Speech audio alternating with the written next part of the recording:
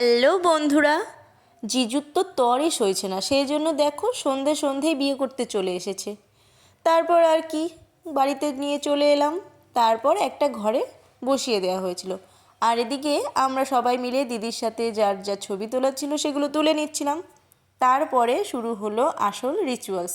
এখানে ভাই জামাইবাবু সবাই মিলে দিদির পিঁড়ি ধরেছিল, নতুন জিজুকে বসিয়ে দেওয়া হয়েছিল, আর নতুন জিজুর চারিদিকে সবাই মিলে দিদির পিঁড়িটা নিয়ে ঘোরাচ্ছিল। তারপর এখানে চলছিল বরণ। যারা পাশে ছিল বড়রা, তারা সবাই সমস্ত রিচুয়ালসগুলো দিদিকে বলছিল, আর ও সেই মতোই ইনস্ট্রাকশনগুলো ফলো করছিল। তারপরে শুরু হয়ে গিয়েছিল শুভ দৃষ্টি, যেটার জন্য এতদিন অপেক্ষা করেছিল।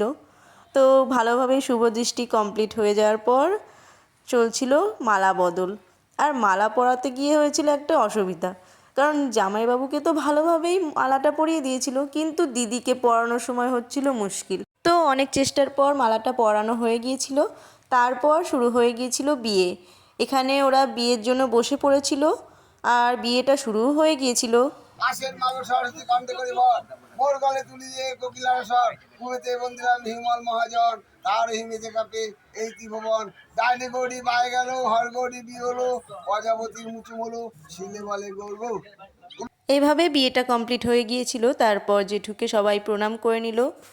তারপরে চলছিল কিছু ফটো সেশন। তো এখানে দুজন মিলে খুব সুন্দর সুন্দর ফটো তুলে নিল। ফটো তোলার পর চলে গিয়েছিলাম ওপরে, ওপরে মানে ঘরে।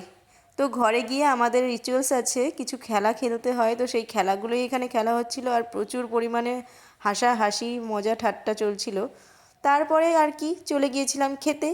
তো আজকের মতন ভিডিওটা এই পর্যন্তই। সবাইকে